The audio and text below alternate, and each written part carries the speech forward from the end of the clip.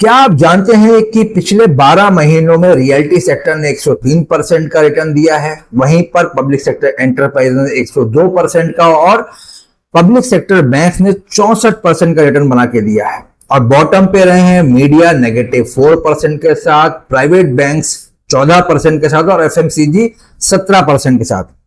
लेकिन हमेशा ऐसा नहीं होता है कि जो टॉप परफॉर्मिंग सेक्टर है वही हमेशा टॉप पर रहेगा और जो बॉटम परफॉर्मिंग सेक्टर है वो हमेशा बॉटम पर रहेगा। बदलती मार्केट कंडीशंस के साथ जो है वो सेक्टर्स रोटेट होते रहते हैं। इसी को हम कहते हैं बिजनेस साइकिल्स। बिजनेस साइकिल्स के 4 फेज होते हैं। एक फेज होता है एक्सपेंशन का, दूसरा फेज होता है पीक का, फिर होता है रिसेशन, फिर होता है रिकवरी। यानी कि बिजनेस साइकिल जो है वो 4 फेजेस में बटी हुई है। उदाहरण के तौर पे जब एक्सपेंशनरी फेज होता है तो उस समय ऑटोमोबाइल सेक्टर हो गया, कंज्यूमर ड्यूरेबल्स हो गया, रियल्टी सेक्टर हो गया, ये सारे सेक्टर जो है बेहतर कर रहे होते हैं। वहीं पर जब रिसेशन का फेज होता है तो चाहे कितना भी रिसेशन क्यों ना आ जाए, आप देखेंगे कि फार्मा सेक्टर जो है, एफएमसीजी सेक्टर जो है, क्योंकि ये जरूरी चीजें हैं, ये बिकनी ही बिकनी है, ये सेक्टर्स हमेशा अच्छा करते रहते हैं। तो क्या हो अगर कोई ऐसा फंड हो जो बदलती मार्केट कंडीशंस के साथ अपने फंड के अंदर जो सेक्टर्स हैं उनको भी रोटेट करता रहे। अगर ऐसा कोई फंड हो तो हमारे फंड्स की जो परफॉर्मेंस है वो हमेशा अच्छी ही रहेगी। तो आपकी जानकारी के लिए बता देता हूं कि इस स्ट्रेटेजी को कहते हैं बिजनेस साइकिल फंड्स।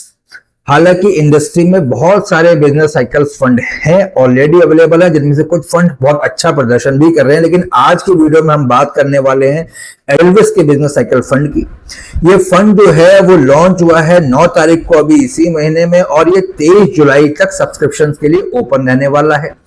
सब्सक्रिप्शन के क्लोज होने के 5 वर्किंग डेज के बाद ये रेगुलर सब्सक्रिप्शन के लिए ओपन हो जाएगा। तो आज के वीडियो में हम बात करने वाले हैं एडेलविस बिजनेस साइकिल फंड की स्ट्रेटेजी के बारे में, और क्या आपको इस फंड में निवेश करना चाहिए या नहीं, उस बारे में भी आपको मैं जानकारी दूंगा। इस फंड को मैनेज करने के लिए एडेलविस ने एक प्रोप्राइटरी मॉडल तैयार किया है, जो कि 3 महीने और 12 महीने के प्राइस मोमेंटम को आधार बनाकर क्वालिटी, ग्रोथ और वैल्यूएशन को ध्यान में रखते हुए स्टॉक्स का चुनाव करेगा। अब जो स्टॉक्स का चुनाव भी है वो टॉप 300 मार्केट कैपिटलाइजेशन के बेसिस पर जो टॉप 300 स्टॉक्स हैं उनमें से 60 ऐसे स्टॉक्स को चुना जाएगा जो इस करंट सिचुएशन में बेहतर परफॉर्म कर रहे हो। मॉडल इस बात का भी ध्यान रखेगा कि कैपिटलाइजेशन में जो है वो इक्वल वेट हो, यानी कि लार्ज कैप और मिड स्मॉल कैप पर इक्वल वेट दिया जाएगा। फंड जो है वो बेंचमार्क एग्नोस्टिक है, यानी कि बेंचमार्क से हटकर जो फंड है वो किसी भी सेक्टर में मैक्सिमम 40% तक जा सकता है और किसी पर्टिकुलर स्टॉक में 10% की लिमिट रहेगी, यानी कैपिंग रहेगी। 10% से ऊपर की एलोकेशन किसी पर्टिकुलर स्टॉक में नहीं लेगा और 10% तक जा भी सकता है किसी भी पर्टिकुलर स्टॉक के अंदर। इस फंड के मॉडल को जब बैक टेस्ट किया गया तो उसकी परफॉर्मेंस कुछ ऐसी रही है। मॉडल ने अपने बेंचमार्क निफ्टी 500 को लगातार बीट किया है। 5 साल लगातार बने रहने पर मॉडल ने कभी भी नेगेटिव रिटर्न नहीं दिखाया।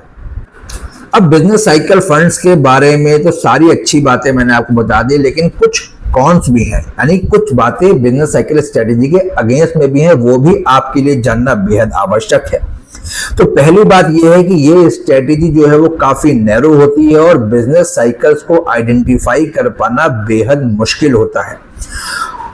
क्योंकि बिजनेस साइकिल्स जो है वो एक बहुत एक्टिव मैनेजमेंट वाला फंड होता है, जिसकी वजह से फंड का टर्नओवर बढ़ता है, यानी कि एक्सपेंस रेशियो जो होते हैं वो फंड के हायर साइड पर रहते हैं।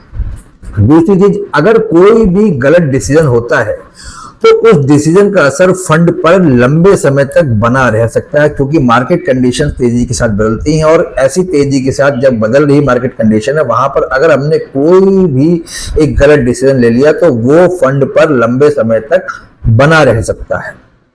अब अगर आप इस फंड में इन्वेस्टमेंट करने के बारे में सोच रहे हैं तो निवेश करने से पहले अपने आर्थिक सलाहकार से सलाह लेना ना भूलें, क्योंकि वे जो है वो आपकी आर्थिक स्थितियों को, आपके रिस्क के तरफ बिहेवियर को बेहतर जानते हैं, तो वो आपको अच्छी सलाह दे सकते हैं। अगर आपके मन में कोई भी आशंका हो किसी भी प्रकार के निवेश से जुड़ी हुई या किसी भी प्रकार के म्यूचुअल फंड से जुड़ी हुई, तो please type in the comment box, मैं आपके सवालों का जवाब जरूर दूंगा। वीडियो अगर आपको पसंद आया हो तो प्लीज लाइक और शेयर करना मत भूलिए, और अगर अभी तक आपने मेरे चैनल को सब्सक्राइब नहीं किया है तो प्लीज सब्सक्राइब माई चैनल और बेल आइकन प्रेस करना मत भूलिएगा, ताकि आगे भी इसी तरीके की जानकारी वाले वीडियो जो है आपके पास पहुंचते रहे।